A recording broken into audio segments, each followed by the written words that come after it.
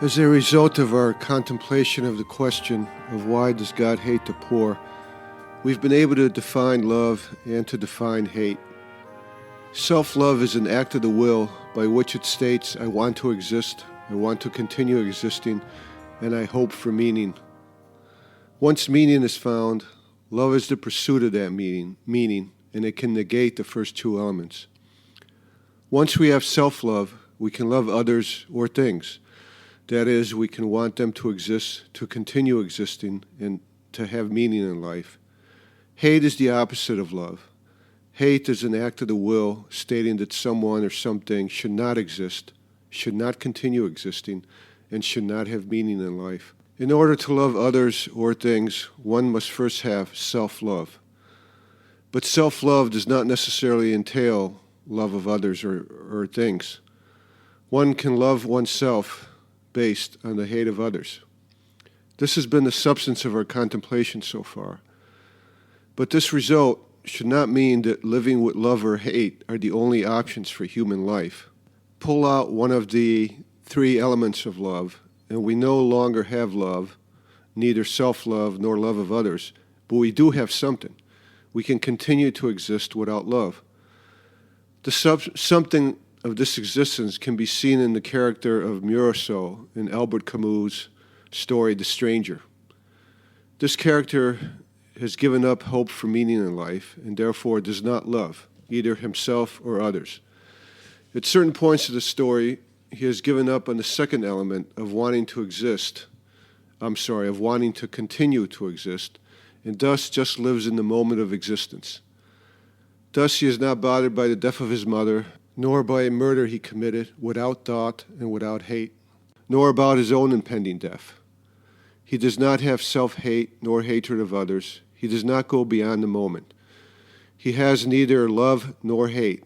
He lives a life without passion, we would say. It is an existence without passion. Many theologians say that such human existence is not possible, that he is the lukewarm of the New Testament. As Jesus said in the New Testament, so then, because you are lukewarm and neither cold nor hot, I will spit you out of my mouth. It may be true that a Christian life without passion is not possible, but it is certainly possible for life overall. It is probably the way animals look at life, without love or hate of it, that is, without passion. As long as Meursault at least knows of and approves of his momentary existence, he can continue to exist this loveless, hateless, or life without passion.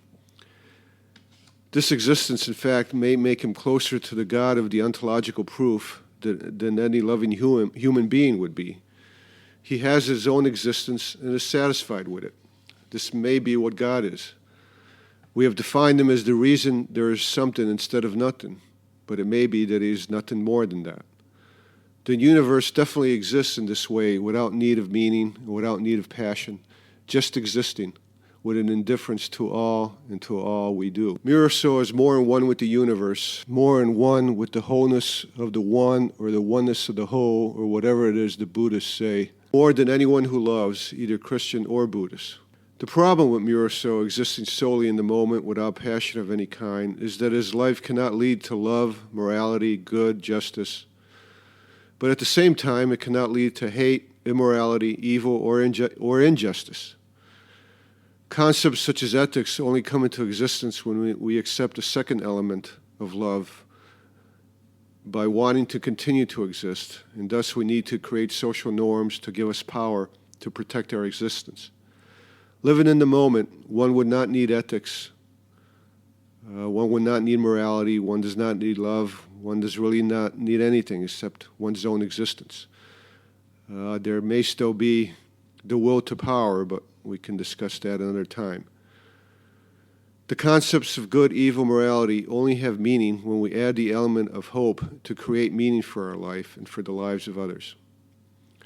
Both love and hate have three required elements. Pull any one of these out, and you no longer have love or hate.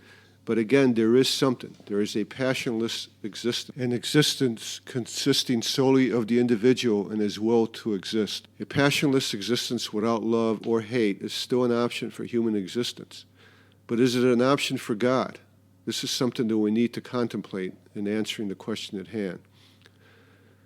This podcast deals with the issue of why God hates the poor, and thus getting into the existentialist questions asked by Camus in The Stranger, and in our prior podcast dealing with ethics in Truth and Illusion, Camus' questions dealing with the meaning of life and a life without passion, without either love or hate. These questions are beyond this portion of the podcast episodes, but maybe we can get into them in another set of episodes.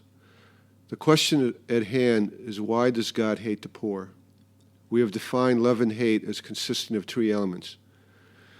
We know that if one of these elements are taken out, there is neither love nor hate, but a passionless existence, but still an existence. So to answer the question at hand, we must now go on to consider, in which one of these states does God exist? Love, hate, or whatever. I have framed the question at hand as one of God hating the poor, but if it turns out he cannot hate the poor, it seems that I may be asking a meaningless question. I do not think so. The facts of reality establish that God hates the poor, regardless of what my ontological reasoning may be hinting at this point. For now, on the existentialist questions of meaning and passion, I refer you to Camus' writings, to the prior podcasts on ethics, and leave you with a quote from Buffy the Vampire Slayer made by Angelus during the time he lacked a soul. Passion, it lies in all of us, sleeping, waiting, and though unwanted, unbidden, it will stir, open its jaws and howl. It speaks to us, guides us. Passion rules us all, and we obey. What other choice do we have? Passion is the source of our finest moments, the joy of love, the clarity of hatred, and the ecstasy of grief. It hurts sometimes more than we can bear. If we could live without passion, maybe we'd know some kind of peace, but we would be hollow, empty rooms, shuttered and dank. Without passion, we'd be truly dead.